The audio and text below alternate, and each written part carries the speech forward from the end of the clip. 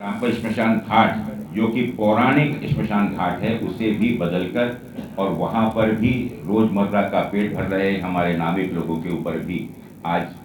भूखे रहने की नौबत आ रही है। बहुत ही शर्मास्पद है। मुझे लगा कि एक चीज का मैं जिक्र जरूर करना चाहूंगा कि पिछले 10 वर्षों से जिसका प्रतिनिधित्व माननीय प्रधानमंत्री जी कर रहे हैं, वाराणसी में मेरी जानकारी में और यहाँ मैं जितने लोगों से बात किया तो यहाँ पे शिक्षण संस्थाएं जो थीं, उनकी जो सुविधाएं थीं उसे भी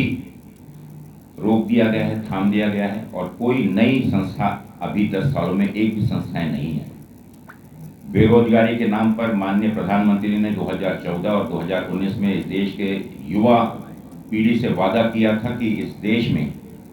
2 करोड़ नौकरियां प्रति वर्ष वे उपलब्ध कराएंगे। लेकिन दुर्भाग्य की बात है, देश में 2 करोड़ नौकरियों की बात तो आप छोड़ दें, लेकिन बनारस में भी अगर आप देखें तो ना ही एक कोई इंडस्ट्री आई है, ना कोई ऐसी संस्था आई है जिससे नौकरी के अवसर नौजवानों को उपलब्ध हों। इन सभी चीज़ों का मैं एक सारांश में यहाँ के लोगों के विकास के काम भी जो हो रहे हैं,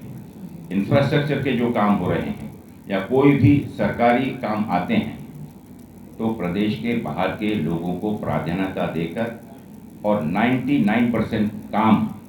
बाहर के लोगों को जो प्रधानमंत्री के विश्वास पात्र हैं या उनके फेवर के लोग हैं उन्हें दिया जाता है। और इस सब का असर स्थानीय उद्योजकों में, स्थानीय कार्यकर्ताओं में, स्थानीय जो लोग यहाँ कार्य कर रहे हैं, वर्षों से यहाँ पर बसे हुए हैं, उनकी आमदनी पर, उनके जीवन पे और उनके व्यवसाय में एक विपरीत परिणाम ला रहा है। पिछले दिनों माननीय राहुल गांधी जी का रायबरेली से जो नामांकन हुआ, उस नामांकन से ना ही सिर्फ यूपी में, उत्तर प्रदेश में, लेकिन पूरे देश में एक उत्साह का वातावरण कार्यकर्ताओं के बीच महसूस हुआ है, जिससे निश्चित रूप से जो जीत गठबंधन उत्तर प्रदेश में जीत हासिल कर रहा था, उसमें निश्चित रूप से एक बहुत ही अच्छी बढ़ोतरी हुई है। मत संख्याओं में बढ़ोतरी होगी और जो माहौल दिख रहा है, एक बात निश्चित में हम कर सकते हैं कि इंडिया गठबंधन 2024 में 4 जून को दिल्ली में एक मजबूत सरकार स्थापित करने जा रहा है। वाराणसी आने के बाद, इससे पहले भी मैं आया, एक आशा, एक उम्मीद थी कि यहाँ के लोगों को प्रधानमंत्री का ये कार्य क्षेत्र, उनका ये चुनाव क्षेत्र होने के कारण यहाँ पे लोगों में एक उत्साह होगा। लेकिन इस चीज को बहुत आसानी से हम महसूस कर सकते हैं कि यहाँ के लोग बहुत असहज महसूस कर रहे हैं। खड़गे साहब, आदरणीय सोनिया जी, आदरणीय प्रियंका जी के साथ हजारों लाखों की तादाद में जमे कार्यकर्ताओं के साथ उत्साह के साथ नामांकन भरा गया। अमेठी में भी आपने देखा कि जिस जोश और उल्लास के साथ माननीय के शर्मा जी का नामांकन भरा गया, ये अपने आप में दर्शाता है कि वहाँ के युवा, यहाँ की जनता बदलाव चाहती है। लेकिन एक दिन बाद कल जो खबरें आप लोगों ने भी देखी होंगी, लेकिन प्रचार माध्यम में मैंने नहीं देखा, लेकिन शहर के अंदर अमेठी में 10 गाड़ियों को तोड़-फोड़ कर भारतीय जनता पार्टी के गुंडों द्वारा एक अराजकता फैलाने का प्रयत्न कल रात किया गया। हम उसकी घोर निंदा करते हैं। लोकतंत्र में चुनाव ये लोगों के इच्छानुसार और उनके मत अनुसार होना चाहिए, लेकिन जिस प्रकार से मतदाताओं को, जिस प्रकार से विपक्ष को पूरे देश में माननीय मोदी जी आतंकित कर रहे हैं, वो सोचते हैं कि अमेठी के भी लोगों को आतंकित कर कर हारती हुई इस बाजी को वो जीत लेंगे। लेकिन इस घटना की मैं भर्त्सना करता हूँ, निंदा करता हूँ और ये अपील करता हूँ कांग्रेस के कार्यकर्ताओं से कि इसका जवाब हमें गांधी जी के शांतिपूर्ण तरीके से देना है। कानून को उनका काम करने दें, लेकिन वहाँ की जनता कतई आतंकित महसूस ना करे राहुल जी, जिन्होंने पिछले 10 वर्षों में बिना किसी डर के, बिना किसी खौफ के, बिना अपने प्राणों की परवाह किए, बिना अपने सुरक्षा की परवाह की, जिस प्रकार के देशवासियों में अपने भारत जोड़ो आंदोलन के माध्यम से एक जागरूकता लाई है,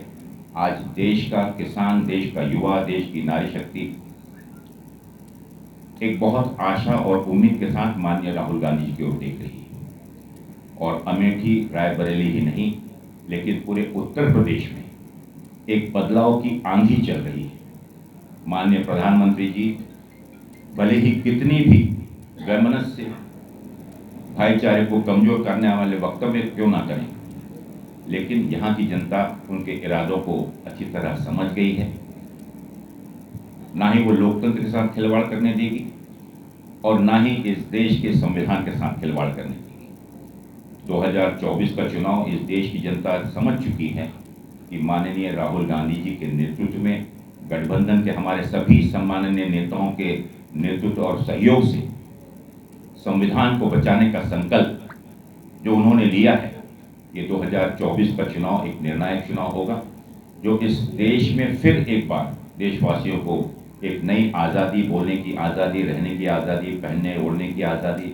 अपनी मान्यताओं को, अपनी आस्थाओं को मानने की आज़ादी दिलाने जा रहा है। जिस प्रकार से देश की कुछ जिम्मेदार राजनीतिक दल, उसमें भाजपा, बीएसपी भी मैं मानता हूँ,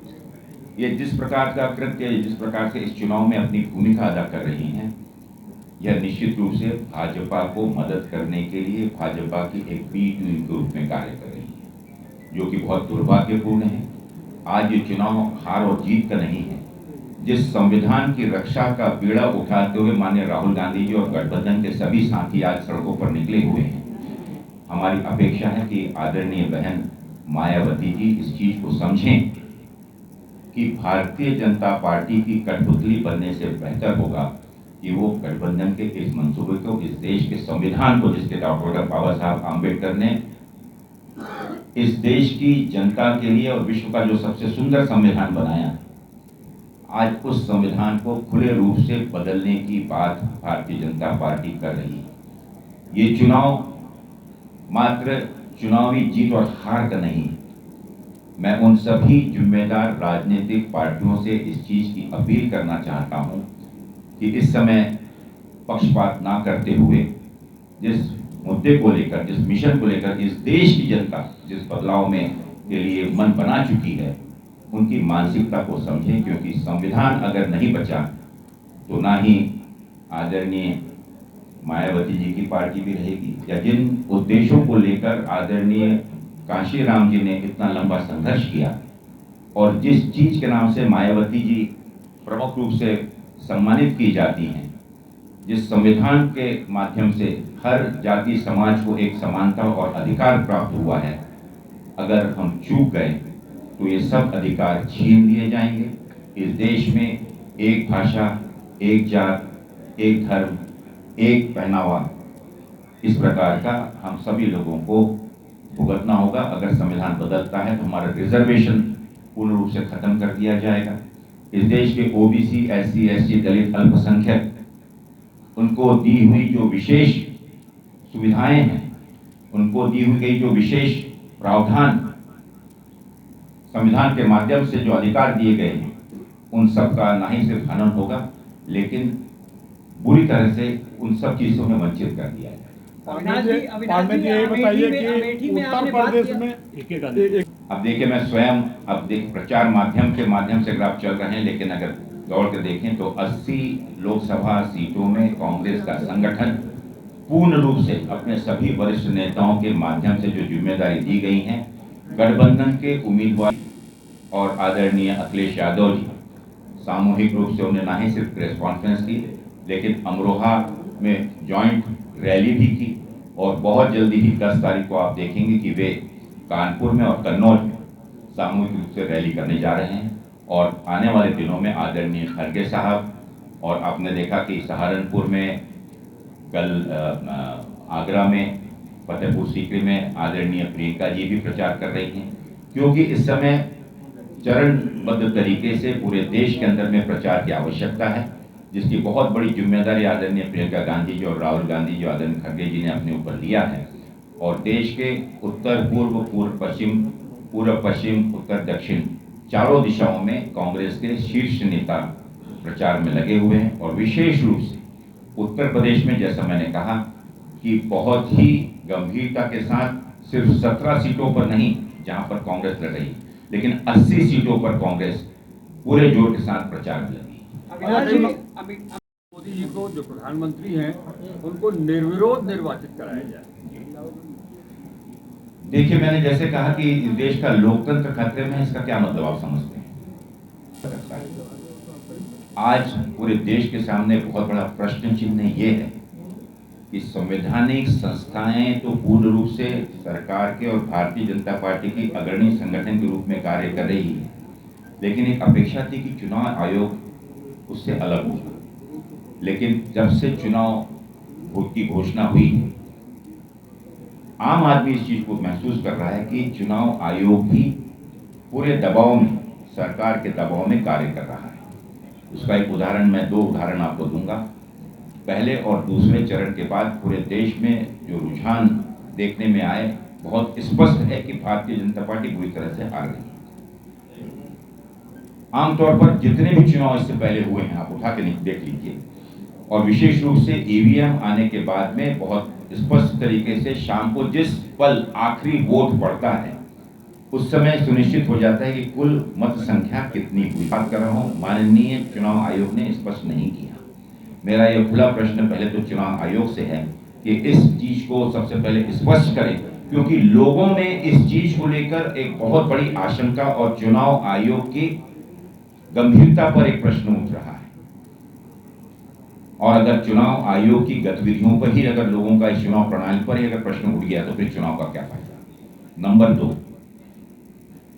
हर व्यक्ति को इस चीज की स्वतंत्रता है अपने विचारों को व्यक्त करने की, और विशेष रूप से चुनाव के दौरान इस चुनाव में भाग लेने की, चाहे वो राष्ट्रपति का चुनाव हो, चाहे इस देश के सांसद का चुनाव हो, चाहे विधायक का चुनाव हो या नगर सेवक का चुनाव हो। इससे पहले कभी भी नहीं देखा गया कि किस प्रकार से, इससे पहले तो पूरे देश ने साल 2 साल से देख रहे हैं, जब से इस चीज का एहसास हुआ माननीय मोदी जी को कि वो बुरी तरह हारने वाले हैं, तो विपक्षी दलों के उन नेताओं को जिनको वो भ्रष्टाचारी, घोर भ्रष्टाचारी मानते थे, सुबह दोपहर शाम पानी पी पी कर उनके भ्रष्टाचार की गाथा गाते थे, उन्हें दबाव, उनके परिवार के ऊपर में दबाव डालकर जिस प्रकार से जब वो भारतीय जनता पार्टी का पट्टा पहन लेते हैं, तो वो सदाचारी और बहुत ईमानदार बन जाते हैं। उसमें से कई लोग तो लोकसभा के उम्मीदवार और राज्यसभा के में चुनकर भी आ जाते हैं। उसी प्रकार पिछले दिनों ये घटनाक्रम जो चल रहा है, जो कि सूरत में, इंदौर में, पुरी में, खजुराहो में और अन्य जगह भी इसी प्रकार के प्रयत्न चल रहे हैं, जिसका जिक्र आपने किया, और हमारे साथी ने अभी कहा कि बनारस में भी इस प्रकार का निर्विरोध कार्यक्रम। तो ये जो चीज है, ये जनता देख रही है। पांडे जी, एक प्रश्न हमें 38 लोकसभाओं में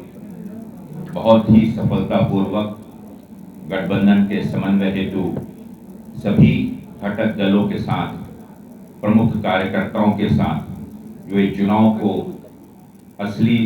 अंजाम जमीन पर दे रहे हैं, उनके साथ बहुत ही सफल ढंग बैठकें हुई। एक चीज जो इन बैठक के दौरान देखने में आया, जो रुझान समझ में आया, एक चीज तो मैं स्पष्ट कह सकता हूं कि ना ही सिर्फ उत्तर प्रदेश में, लेकिन पूरे देश में और विशेष कर उत्तर प्रदेश में एक बदलाव का माहौल है। लोग बदलाव चाहते हैं। हमारी कोशिश ये है कि पिछले 2 लोकसभा चुनाव में कुल मतदाताओं के सामने अल्पमत में होने के बावजूद भी विपक्ष का जो मत बटा हुआ था, उसे एकत्रित कर मजबूती के साथ गठबंधन के तहत